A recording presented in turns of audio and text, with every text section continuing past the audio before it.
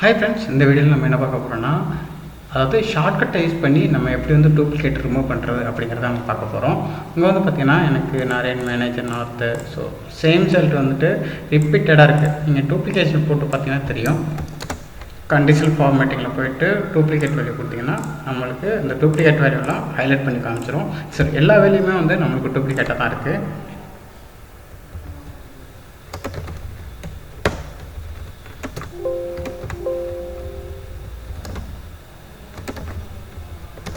எல்லா வேலையுமே டூப்ளிகேட்டாக தான் இருக்குது. ஸோ நம்ம எப்படி இதை வந்து நம்ம ரிமூவ் பண்ணோம் அப்படின்னு பார்த்தீங்கன்னா, செலக்ட் பண்ணிவிட்டு Alt+A+M அப்படி கீ கொடுத்தீங்கன்னா ஸோ எல்லாத்தையுமே செலக்ட் பண்ணி உங்களுக்கு டூப்ளிகேட் வந்து ரிமூவ் பண்ணி விட்ருவோம். நீங்கள் ஃபார்மேட்டை வந்து ரிமூவ் பண்ணணும். கண்டிஷனல் ஃபார்மேட்டில் வந்து நீங்கள் என்னென்ன வேல்யூஸ்லாம் வந்து டூப்ளிகேட்டாக இருக்குது அப்படிங்கிறத நீங்கள் ஐடென்டிஃபை பண்ணிக்கலாம். இங்கே வந்து பார்த்தீங்கன்னா மேனேஜர் 2 தடவை இருக்குது, அசிஸ்டன்ட் மேனேஜர் 2 தடவை இருக்குது. நீங்கள் இது வந்து ஃபார்மேட் வந்து நீங்கள் ரிமூவ் பண்ணுறதுனா கண்டிஷனல் ஃபார்மேட்டிங்கில் போய்ட்டு நீங்கள் ஹைலைட்டடில் வந்து டூப்ளிகேட் வேல்யூ இருக்கும், அதை வந்து நீங்கள் வந்து டீஆக்டிவேட் பண்ணி விட்டுடலாம். இல்லாட்டி மேனேஜ் ரூல்ஸில் போய்ட்டு நீங்கள் வந்து அதை டெலீட் கூட பண்ணிக்கலாம். ஸோ இதுதான் வந்து நம்ம டூப்ளிகேட் ஐடென்டிஃபிகேஷன் பண்ணுறதுக்கான ஒரு ஷார்ட்கட் கீ. தேங்க்ஸ் ஃபார் வாட்சிங்.